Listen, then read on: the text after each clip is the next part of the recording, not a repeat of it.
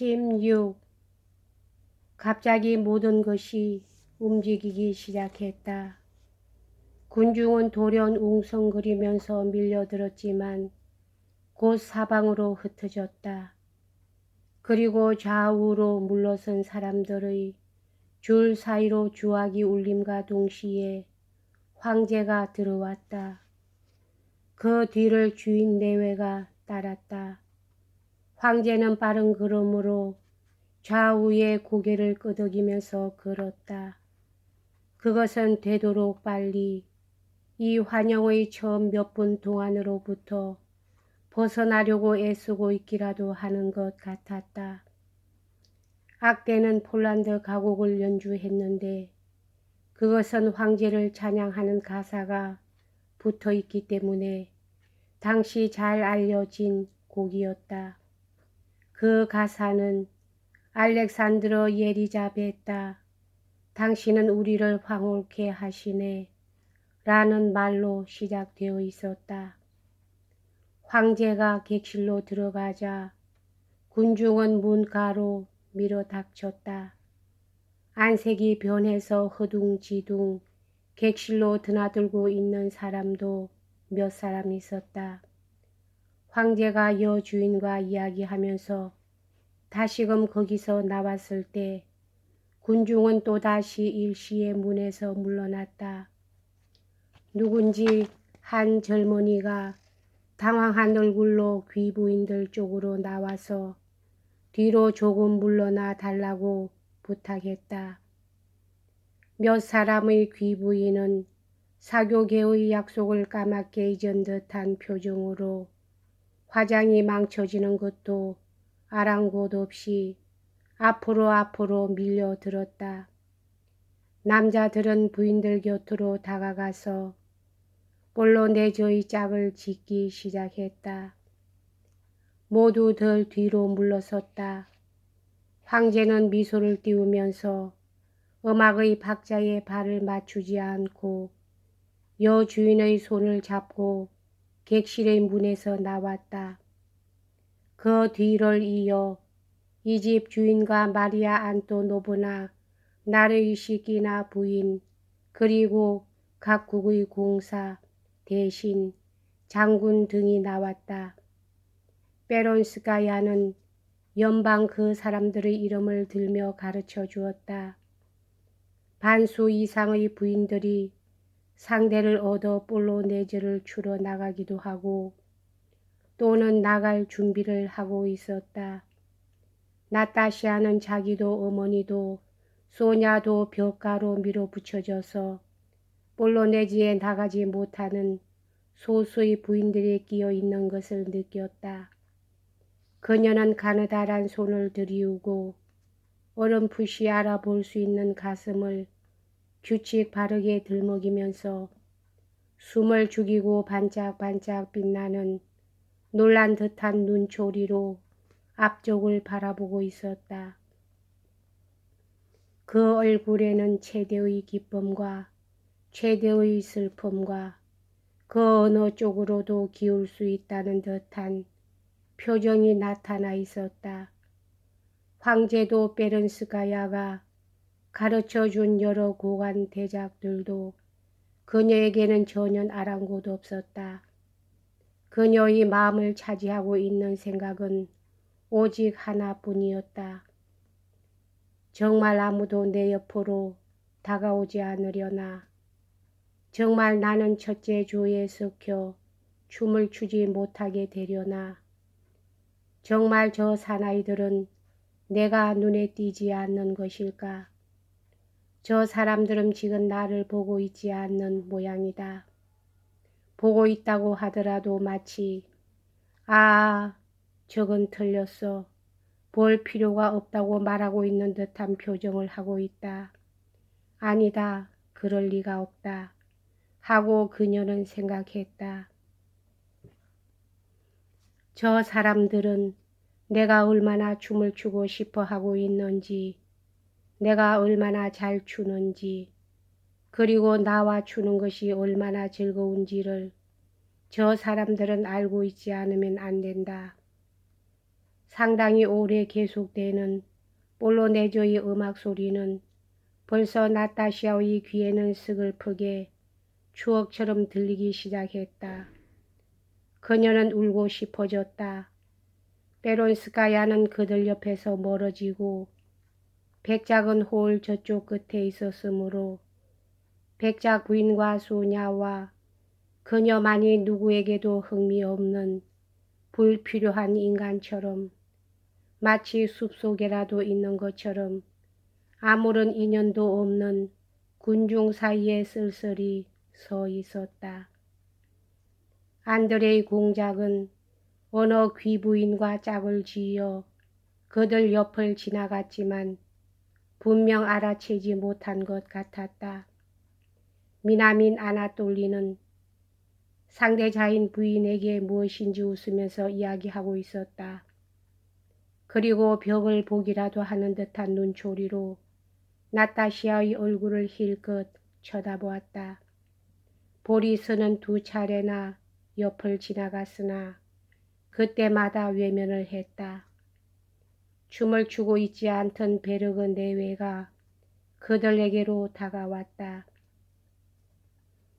나타시아에게는 이와 같은 무도회에서 이러한 가족적인 오붓한 친밀감은 집안 이야기를 하는데 무도회 외의 장소는 없는 것일까 하고 모욕처럼 생각되었다.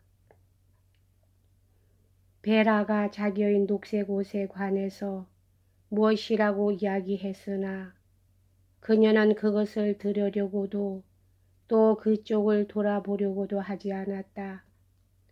마침내 황제가 춤의 마지막 상대가 되었던 기부인 옆에서 발을 멈추자 그는 3명의 부인을 상대로 하여 추었던 것이다. 음악도 멎었다. 걱정스러운 듯한 얼굴을 하고 있던 부관이 로스토프네 사람들 쪽으로 달려와서 그녀들이 벽가에 서 있음에도 불구하고 조금 더 어딘가로 물러서 달라고 부탁했다. 그리고 악대석으로부터 또렷하고 신중하며 매혹적인 그리고 리드미컬한 왈츠의 울림이 울려왔다. 황제는 미소를 머금고 홀 쪽을 흘끗 보았다. 1분이 지났다. 그러나 아무도 춤을 시작하려고 하지 않았다. 안내 여긴 부관이 베주호바 백작 부인에게 다가가서 상대를 청하였다. 그녀는 생긋 웃으면서 한쪽 손을 들어 상대의 얼굴을 보려고도 하지 않고 그 손을 부관의 어깨에 얹었다. 이 방면에 노련한 부관은 엘렌을 힘차게 품에 안고 자신만만하게 천천히 고른 스텝을 밟아가며 글리사드로 원의 가장자리를 따라 나가다가 홀의 구석에서 상대의 왼손을 잡고 그 몸을 가볍게 한 바퀴 돌렸다. 그리고 차차 빨라져가는 리듬에 따라 부관의 민첩하고 재치 있는 규칙적인 발의 박차의 울림이 들릴 뿐이었다. 그리고 3박자로 회전할 때마다 엘렌의 빌로드 의상이 불꽃처럼 펄럭거리는 것이었다.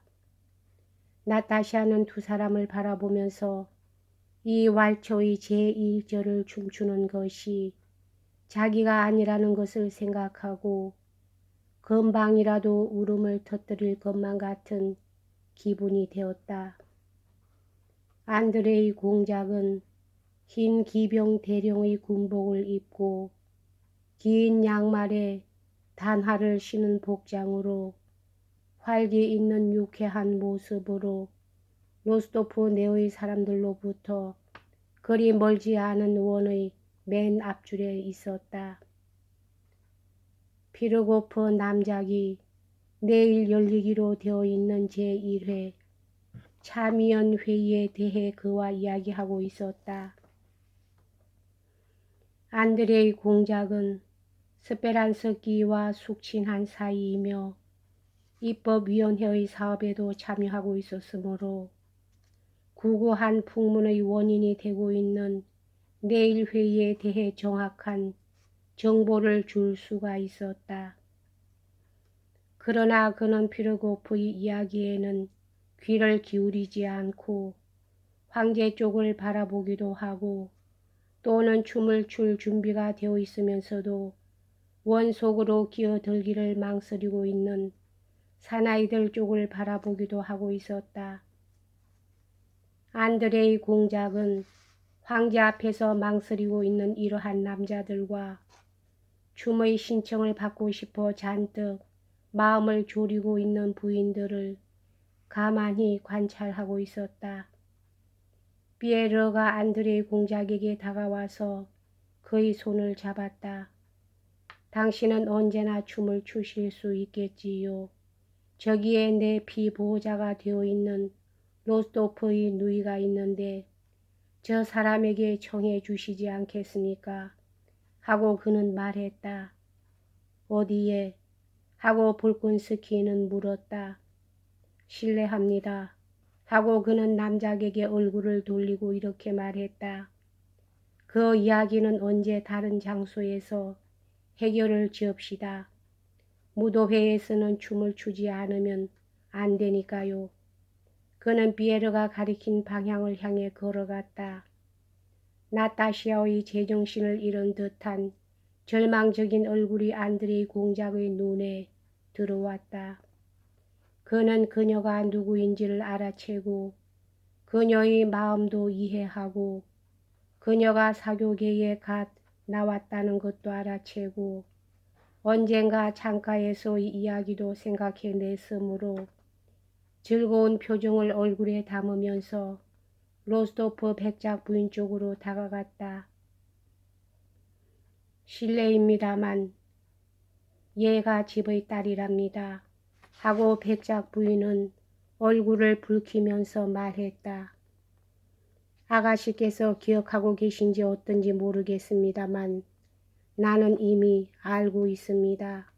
그는 이렇게 말하면서 나타시아에게로 다가가 베론스카야가 난폭하다고 평한 말과는 정반대의 태도로 정중하게 절을 했다. 그리고 나타시아에게로 다가서서 댄서의 신청을 다 말하기도 전에 벌써 그녀의 가느다란 허리를 껴안으려고 한쪽 손을 앞으로 내밀었다. 그는 왈츠를 한번 청했다. 그 절망으로도 환희로도 바뀔 수 있을 것 같았던 나타시아의 마비된 듯한 표정은 행복스런 감사에 찬 어린애 같은 미소로 빛났다. 난 아까부터 기다리고 있었어요. 이 놀란 듯 행복에 가득 찬 소녀는 당장이라도 쏟아져 나올 것 같은 눈물 뒤에서 미소를 보이면서 이렇게 속삭이고 있는 것 같았다. 그녀는 안드레이 공작의 어깨 위에 손을 얹었다. 그들은 원속으로 들어간 두 번째 짝이었다. 안드레이 공작은 한때 가장 훌륭하게 춤추는 사람 중의 한 사람이었고 나타시아도 훌륭하게 추었다. 공단의 무도화를 신은 그녀의 귀여운 발은 그녀의 명령을 기다리지 않고 제멋대로 민첩하고 경쾌하게 움직이고 그 얼굴은 행복의 기쁨으로 빛나고 있었다. 그녀의 드러난 목덜미의 손은 엘렌의 어깨에 비하면 빈약하고 아름답지 못했다. 나타샤의 어깨는 가날팠고 팔은 아직까지 균형도 잡히지 않았고 손도 연약하기 짝이 없었다. 그러나 엘렌의 어깨며 가슴은 그 육체 위를 미끄러져간 수없이 많은 시선에 의하여 치리치레지기라도 한 듯한 느낌이었으나 나타샤는 역시 처음으로 살결을 드러낸 그리고 이렇게 하지 않으면 안 되는 것이라고 타일러 주지 않았더라면 참으 부끄러워 견딜 수 없었을 것만 같은 소녀의 느낌이 들었다. 안드레이 공작은 본래 댄스를 좋아했고 게다가 또 사람들이 자기에게 들고 나오는 정치적인 약삭빠른 이야기를 피하고 싶기도 하고 또 황제의 출석으로 조성된 이 못마땅하게 여겨지는 난처한 공기를 빨리 깨뜨려 버리고 싶어 춤추러 나선 것이었다. 나타샤를 택한 것은 피에르가 그녀를 추천해 준 것과 그녀가 자기의 첫눈에 띈 미인이었기 때문이다. 그러나 이 화사하고 민활한 몸을 껴안고 그리고 그녀가 자기 옆에서 가까이 움직이기도 하고 미소하기도 하기 시작하자마자 그녀의 매혹적인 아름다움은 그를 취하게 했다. 그는 나타샤와 떨어져 숨을 돌이키면서 발을 멈춰 춤의 광란에 휘말려 있는 사람들을 바라보았을 때 갑자기 활기에 찬 젊음을 되찾은 자기를 느꼈다. 여기까지 하겠습니다.